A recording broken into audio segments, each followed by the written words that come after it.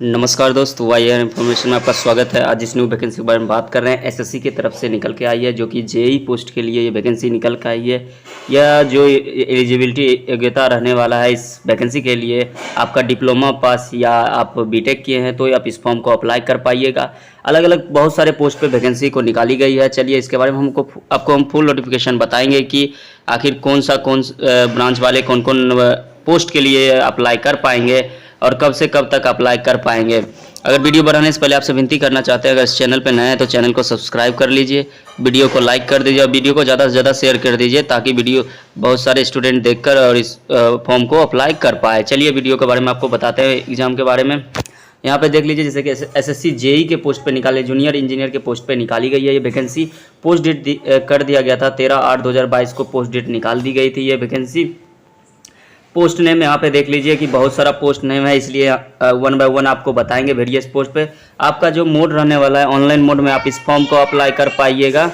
और important date का बात कर लेते तो कब से कब तक आप इसको अप्लाई कर पाइएगा। आपका 18/8/2022 से एप्लीकेशन स्टार्ट हो जाएगा और लास्ट डेट आपको दिया जाएगा 2/9/2022 तक आप इस फॉर्म को अप्लाई कर पाइएगा।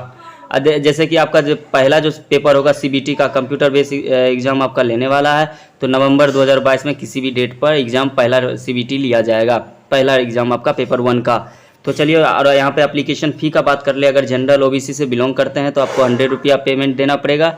अगर SC ST PS हैं या फीमेल हैं तो आपको किसी तरह की रुपया देने की ज़रूरत नहीं है। और पेमेंट मोड आपका ऑनलाइन रहने वाला है। ऑनलाइन मोड में आप इसको रुपया को कटा पाइएगा।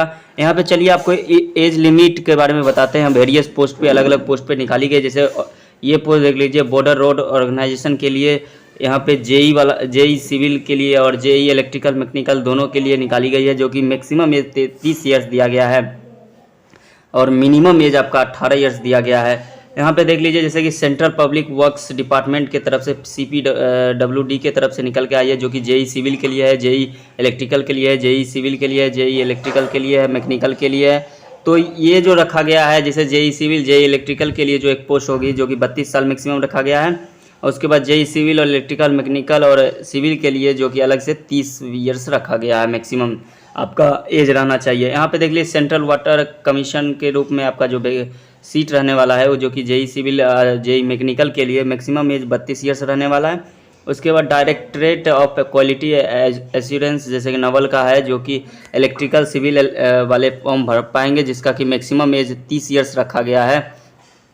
और यहाँ पे देख लीजिए, जैसे कि इसका बात कर लेते हैं, फरक्का बैरेज प्रोजेक्ट के, जो कि एक बहुत बड़ा प्रोजेक्ट चल रहा है फरक्का बैरेज प्रोजेक्ट, उसके लिए जो जूनियर इंजीनियर की ज़रूरत है सिविल से इलेक्ट्रिकल मैकेनिकल से, उसका भी जो मैक्सिमम एज दिया गया है 30 ईयर्स तक अगर मैक्सिमम एज है तो आप इसको अप्लाई कर पाइएगा।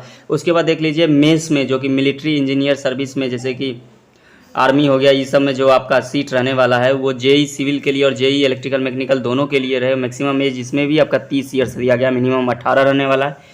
उसके बाद national technical research organisation NTRO के पोस्ट पे जो निकाली गई है सिविल में तीनों सिविल इलेक्ट्रिकल मैकेनिकल, जो कि 30 ईयर्स है।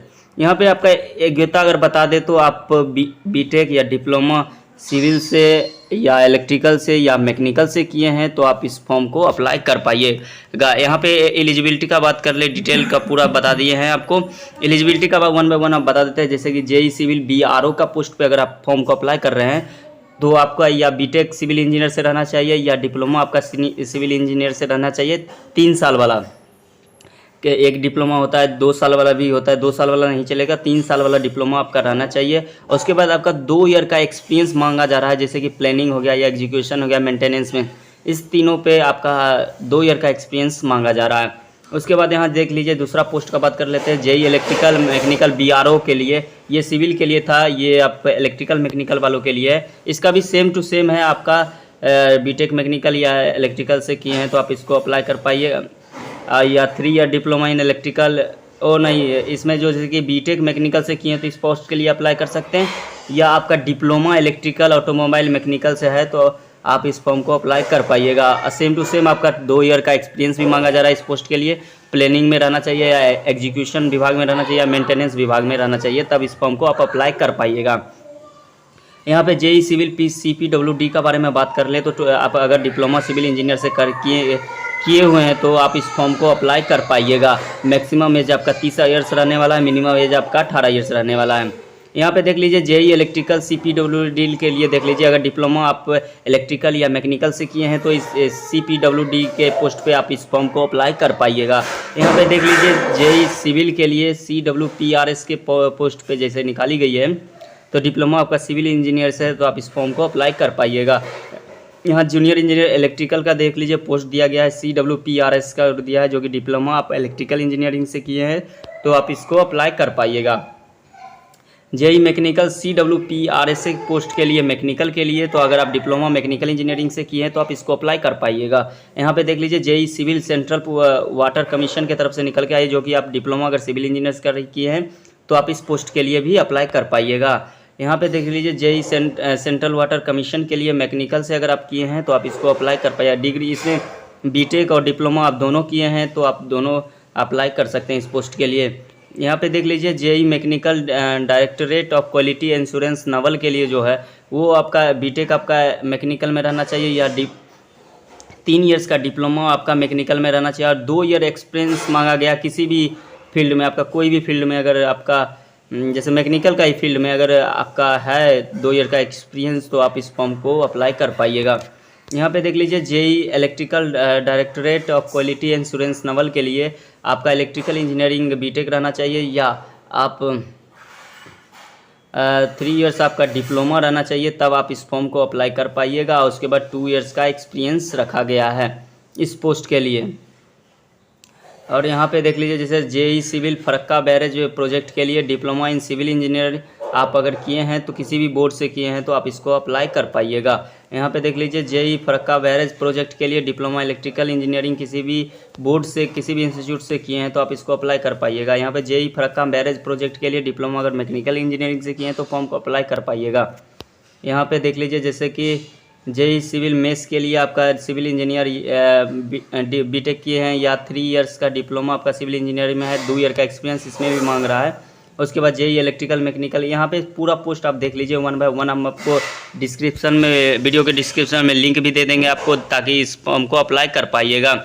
आपका जैसे पहले हम बता देते हैं सिलेक्शन प्रोसेस आपका किस तरह से रहने वाला है जूनियर इंजीनियर के लिए।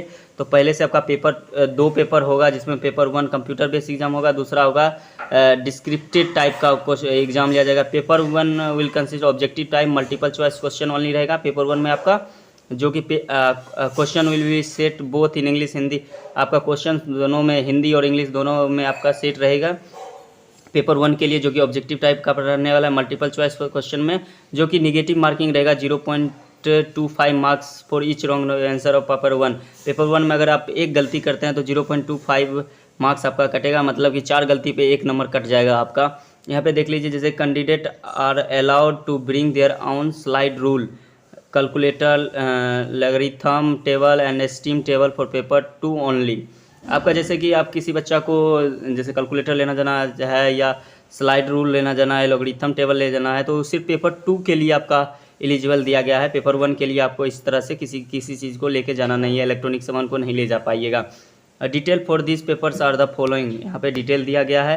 देख लीजिए जनरल इंटेलिजेंस एंड रीजनिंग आपका 50 क्वेश्चन 50 मार्क्स का रहने वाला। जनरल अवेयरनेस पेपर 1 का बात हो रहा है, 2 आवर का आपका टाइम रहेगा, टोटल 100 क्वेश्चन दिया जाएगा। उसके बाद से जनरल अवेयरनेस से 50 क्वेश्चन रहेगा। जनरल इंजीनियरिंग का और पूरा ये सिविल स्ट्रक्चर जो टोटल है वो 100 क्वेश्चन रहेगा आपका 100 मार्क्स का रहेगा। पेपर 2 आपका यहाँ पर देख लीजिए general engineering civil structure mechanical है, जो कि आपका पेपर रहेगा जो सिविल के है तो सिविल का रहेगा 300 मार्क्स का पूछा जाएगा। इसमें भी आपको 2 घंटा का टाइम देगा। चलिए, अगर इन्फॉर्मेशन अच्छा लगे तो अगर एलिजिबिलिटी को प्रीफर करते होंगे तो आप इस फॉर्म को अप्लाई कर लीजिएगा। चलिए वीडियो को ख़त्म करते हैं। Bye, take care.